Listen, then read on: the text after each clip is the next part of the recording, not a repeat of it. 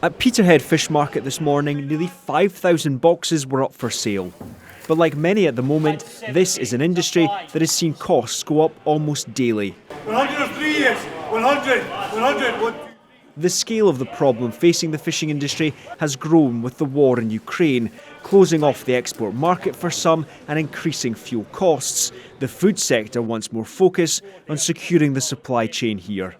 There's so much focus at the moment on our energy security, but there needs to be focus on our food security.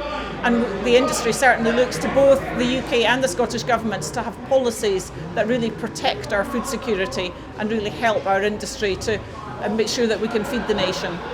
It has been a difficult time for some in the fishing industry in the past couple of years.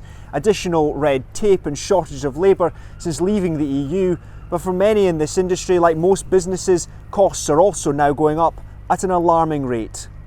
The Rural Affairs Secretary was in Peterhead today to announce funding for the sector and says the government understands the industry's problems. We recently established a task force together with various representatives from across the food and drink industry to really try to get to grips with all the issues that are being experienced at the moment. So you talked about imports, the export situation. There's also the rising costs of fuel too. So looking at what we can do to address some of these problems in the short, medium and longer term. But across the board, food prices have been rising at their fastest rate than at any time in the past decade. And there's a warning to brace ourselves for further increases. Between supermarkets, between farmers, between manufacturers, they've been taking the hit just now. But that was before we saw the latest rocketing prices as a result of the ripple effects from Ukraine.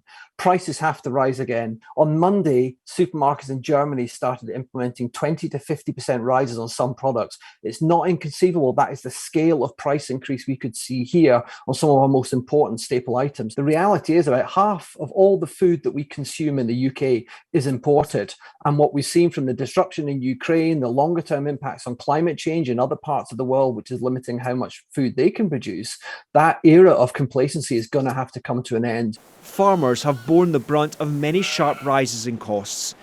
Fertiliser up 300% for some, energy costs more than doubled, and soaring fuel bills all make it harder to make a profit.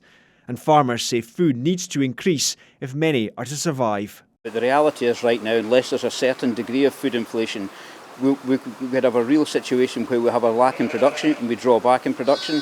So ourselves, for instance, or whether you look at the soft fruit and veg sector, the pig crisis, which is already in a serious situation, unless that price comes up to the primary producer, then production will fall, production will drop. And if production drops, then the long-term effects of food inflation is going to be even greater further down the line. And I fully appreciate that this is going to be really tough on the consumer right now, given that those that are on the lowest incomes are finding it the hardest to try and make ends meet. But the reality is, if we don't address it now, then we'll have a bigger job later on to try and address that. And governments need to step in here. This cost of living crisis has already made this a hard winter for many. But with little sign that prices will change course anytime soon, it will impact many more in the weeks and months ahead. Stephen Brown, STV News.